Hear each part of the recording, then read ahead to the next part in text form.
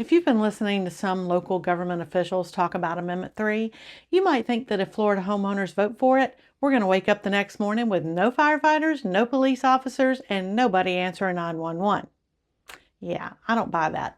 Now let's be clear. Amendment 3 would reduce property tax revenue going to local governments. That's real, but I think Florida homeowners deserve the whole conversation, not just the scariest version of it. What does Amendment 3 actually do? Amendment 3 would substantially increase Florida's homestead exemption for non-school property taxes. Today, we generally talk about Florida's homestead exemption as about $50,000. The first $25,000 applies broadly, including school taxes. The additional portion applies to non-school property taxes. Under Amendment 3, the non-school homestead exemption would increase to $150,000 in 2027 and $250,000 in 2028. Here's what that actually looks like to the homesteaded homeowner.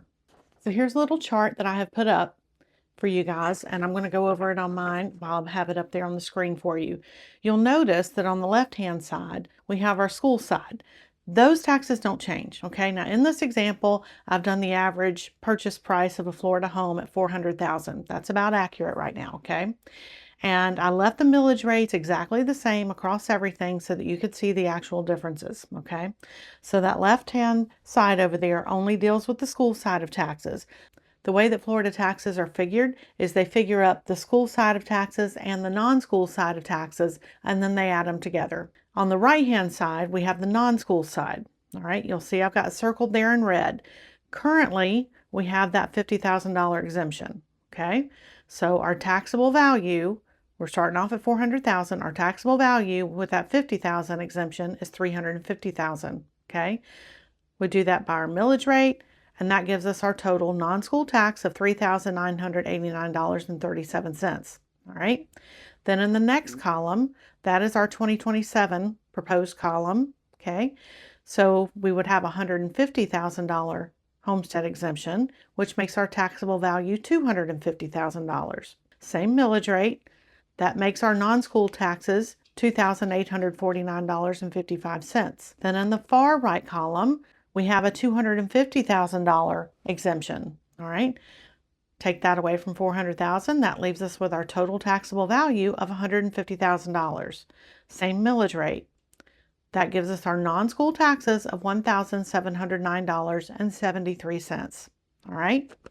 So then we would take that and add it to our school side, and that's going to give us our total taxes for each of the years, okay?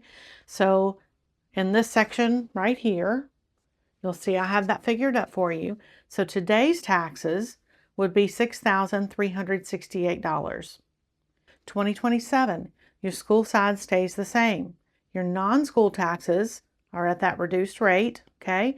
So now we have $5,228.18 as your 2027 taxes.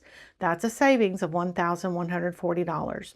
So for 2028, same thing. School side stays the same. Non-school has come down by that $250,000 homestead exemption. So our total taxes for 2028 on the non-school side is $1,709.73. That gives us our total taxes under the proposed Amendment 3 for 2028 at $4,088.36. That is a savings of $2,280 per year. Some of y'all have been thinking that this completely gets your taxes down to nothing. That is not correct. You need to understand what it is that the proposal is actually doing. It's not taking away the entire tax base, okay? And it is not taking away all of your taxes. If your home is only worth $250,000, it's not taking away your taxes down to zero. So just understand what your taxes will look like. The other piece that I think is getting overlooked is that Amendment 3 does not simply give homestead owners relief and dump the entire burden on rental properties, second homes, and businesses. Florida already limits how quickly assessed values can rise from year to year. Homesteaded property currently has the Save Our Homes cap of 3%, or the change in the Consumer Price Index if that's lower. Non-homestead property currently has a much higher annual assessment growth cap of 10%. Amendment 3 would cut that non-homestead cap in half, from 10% to 5% for non-school property taxes. Here's a simple example. Suppose a rental property has an assessed value of $300,000 and its market value jumps to $350,000. Under today's 10% non-homestead cap, its assessed value could potentially rise up as high as $330,000 in the following year. But under the proposed 5% cap, it would generally be limited to about $315,000 for the non-school taxes. So no, rentals and businesses aren't getting the giant homestead exemption, but they aren't simply being ignored either. Amendment 3 gives them additional protection by cutting the annual assessed growth cap in half. The easy way to remember it is homestead, 3% assessment cap. Non-homestead today is 10%, but under Amendment 3 would be 5% for non-school taxes. Here's something I don't think we talk enough about. Way back in 1982, Florida homestead exemption reached $25,000. A typical home was roughly valued at $50,000-ish. So think about that. The homestead exemption represented about half of the value of a typical home. Then by the time 2008 rolled around, we had seen significant changes in home values. Florida voters effectively increased the exemption to $50,000 for non-school property taxes. At that time, the typical Florida home value was roughly $175,000. Now, fast forward to today. A typical Florida home is roughly $400,000 or more, and we're still basically working with that same $50,000 exemption. So when somebody hears $250,000 homestead exemption and thinks that sounds enormous, we need to put that number into historical perspective. Home values have changed dramatically. The exemption hasn't kept pace with that growth. And as a realtor, this is the part that I see firsthand. Florida property values went crazy during and after 2020. If you owned and homesteaded your personal home for years, the Save Our Homes has protected you from much of that increase in assessed value. But when a property sells, that property gets reassessed at roughly the price that it sold for. The property is reassessed for the new owner, subject to the new owner's exemptions and portability that they may have. So as homes turned over at dramatically higher prices, those higher values have been feeding into the local tax rolls. But first-time homeowners and new residents to Florida don't get that portable savings. They are taxed at the full higher valuation. Add new construction on top of that, and local governments have benefited from a growing tax base. Property values went up, taxable values went up, new construction has been added, homes changed hands and were reassessed. Property tax collections grew, and government budgets grew too. Where did all that additional money go? I'm not saying every additional dollar was wasted. Of course it wasn't.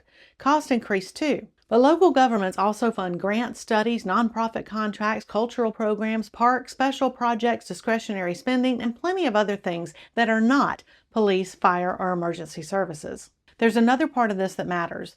The related millage rules that make it harder for local governments to simply raise millage rates and take the savings back. The rolled back rate becomes an important benchmark. A rate up to the rolled back rate can be approved by a simple majority. Going above the rolled back rate, up to 110% of it, requires a 2/3 vote. Going above 110% requires an even stronger vote or voter approval. So this is not a hard 5% cap on millage increases. The 5% number applies to the annual assessment growth cap on non-homestead property. In plain English, the idea isn't to give homeowners a much larger exemption and then let City Hall quietly crank up the millage rate the next day without additional political accountability.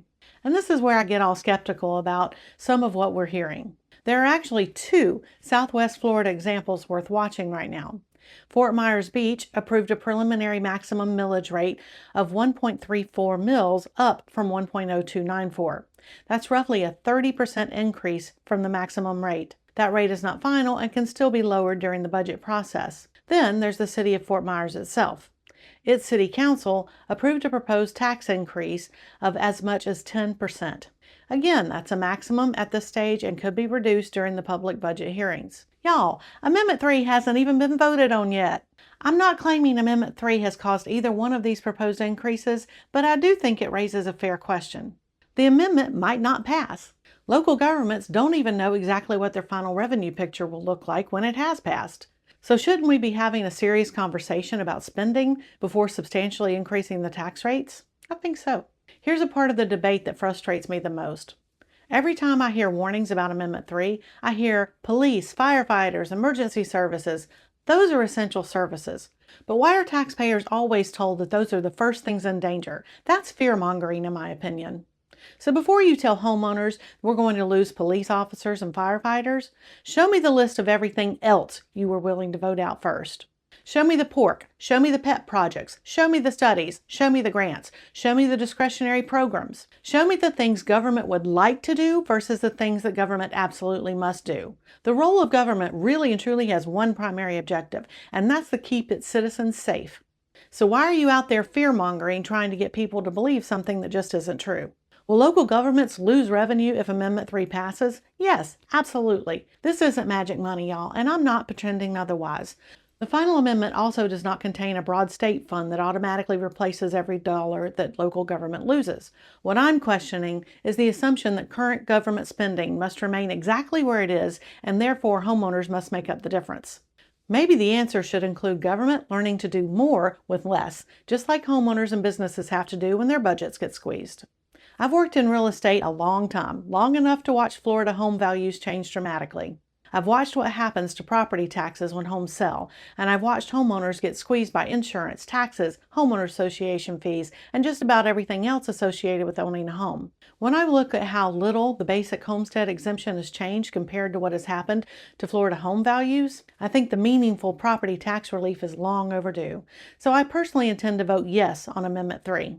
And before anybody tells me that we're going to lose police officers, firefighters, and emergency services, I'm going to do my best Jerry Maguire here. Show me the pork! The pet projects, the studies, the grants, and every other discretionary dollar you've cut out first. Then we can have a meaningful conversation. Look, y'all, I'm a realtor, I'm not a tax attorney or an accountant, and this is my personal opinion after looking at the proposal and arguments on both sides. If you're a Florida homeowner, pay attention to this one before November. Don't just listen to fearmongers out there. Read what it does. Look at your own property taxes. Listen to both sides and make your own decision. And if you want more plain English information about Florida real estate, home ownership, and the things that affect value and cost of owning your home, follow me.